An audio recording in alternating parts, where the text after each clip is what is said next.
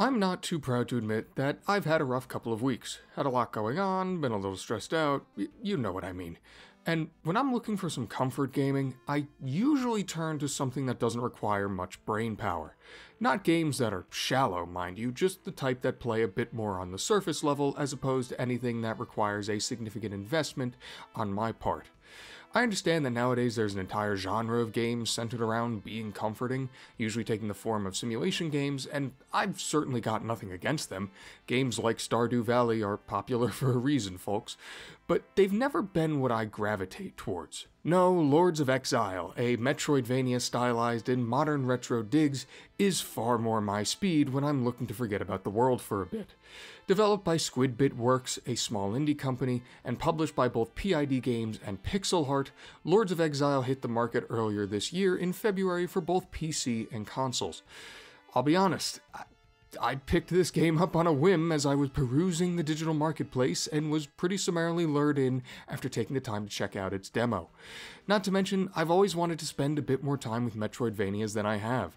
I played through Symphony of the Night once a million years ago, but other than that, my exposure to the genre is pretty limited as a whole. Lords of Exile sees you take up the role of Gabriel, an orphan taken in and raised by a noble family. Sometime in the future, disaster strikes and your village is ransacked, taking most everyone and setting Gabriel on a path of destruction that sees him fall into the service of Galagar, a powerful figurehead throughout the lands of Exilia. Turns out, though, that Gabriel is a bit too good at putting people to the sword, which leads to Galagar ordering his betrothed killed as a reminder of who's truly in charge.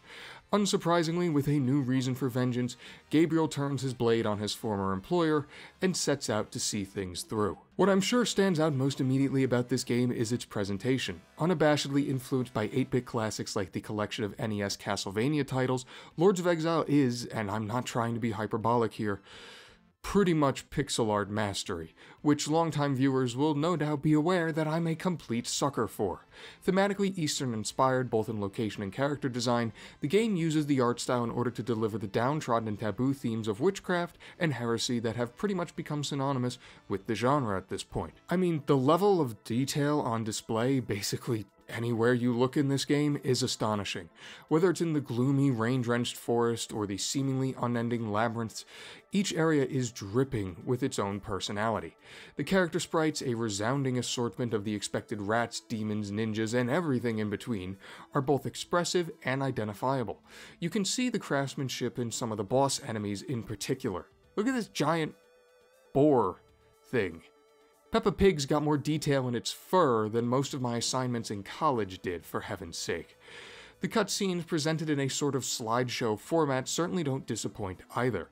All around, it makes exceptional use of color and contrast in order to make environments and sprites pop without becoming too bright or standoffish. Not to mention the animations are as sleek and smooth as you could ask for. I could do with a little less flashing in general. I'm an old man, cut me some slack, but it cannot, under any circumstances, be denied that this game is a veritable feast for the eyes. And not only for the eyes. In the name of all that's holy, inject the soundtrack into my veins. From the blistering battle and boss tracks littered with guitar riffs and soaring synths, to the atmospheric droning that accompanies many of the cutscenes and intermediary sections, there literally isn't a poor choice in its near 90-minute length. They even got Yuzo Koshiro, a legendary composer from Japan, best known for his work on games within series like Streets of Rage and Shinobi, to write the main theme. Folks by the name of Pentadrangle and Dominic Ninmark fill out the rest of the LP, and in doing so combine to deliver what might be Soundtrack of the Year nominee worthy. It won't be, but that's because life isn't fair. Which, unfortunately, and part of me can't believe I have to do this considering the way I was just posturing a moment ago, brings us to literally everything else about the game. It's not outright bad, certainly not, just disappointing in light of the unrestrained gushing I just warrantedly, I might add, engaged in. Let's take the gameplay, for instance. You walk through the levels, swing your sword, smash open some crates to find yourself some throwing weapons, and that's pretty much it. The enemies themselves are more like roadblocks as opposed to real threats, being incredibly one-dimensional as far as their methods of attack and strategy, making dealing with them simple, almost to a fault. That goes for the mooks that populate the main levels and the bosses. Once you figure out a boss's pattern, dealing with them is painfully easy. Furthermore, there's no unique mechanics that serve to spice things up. Even the inclusion of 2 spirits who aid you upon your quest, one of which that can destroy blocks to clear a path and another who can pull you across chasms, don't act as anything beyond a means to an end.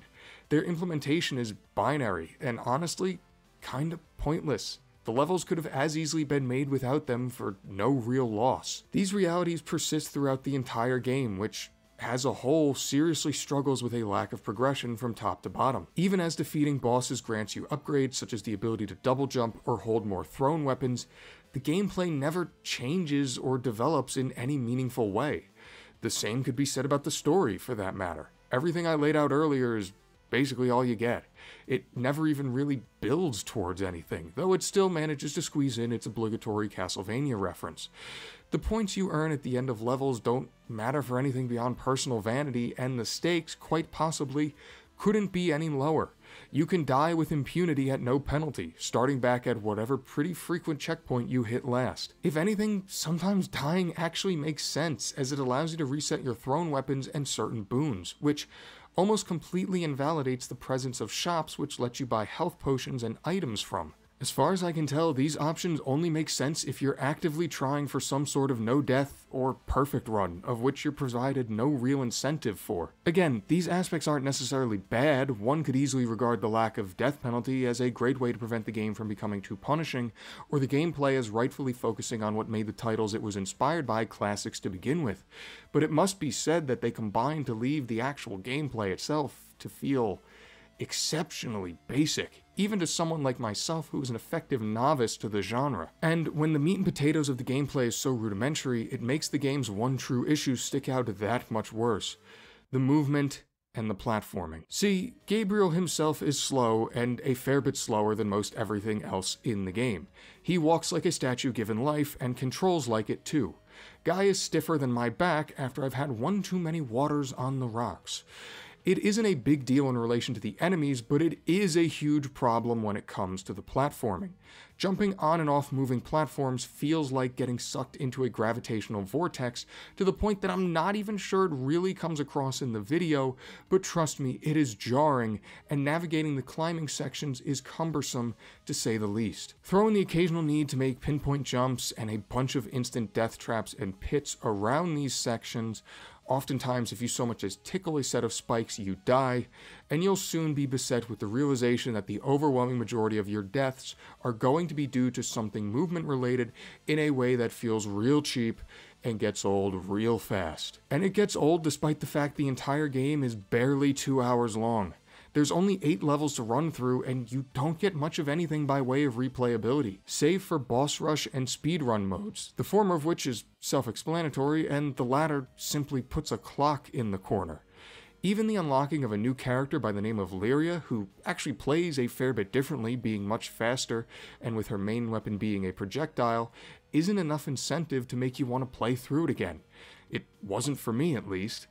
Also, it cost $15 at full retail.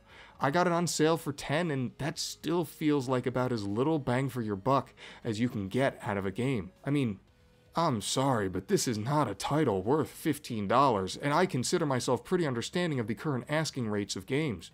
But in this case, there just simply isn't enough on offer as far as gameplay is concerned. Look, I'm loath to speak badly about a game like this, mainly because I'm absurdly tired, and that this was evidently a labor of love for someone. The main developer worked on it for 7 years, for Christ's sake, and no doubt put their heart and soul into it.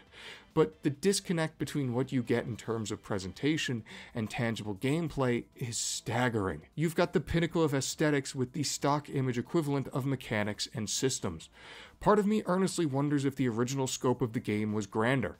The Kickstarter and press kit pages include several images of enemies and levels that never appear in the game, along with a proper game over screen. Maybe the aspects that could have served to add a bit of depth and uniqueness to the experience had to be left on the cutting room floor for whatever reason, but as it stands, Lords of Exile looks like a sports car but doesn't drive any better than the average sedan. I think more than anything, when you see a game that clearly had as much effort and care put into it as Lords of Exile did from a thematic standpoint, you want it to be special. You want its means to justify its ends, but Lords of Exiles don't. This isn't an offensively bad game by any means, but it's one that doesn't live up to itself, let alone, I would imagine, some of its contemporaries. Unless you can get it for real cheap at some point in the future, maybe just buy the soundtrack and call it a day.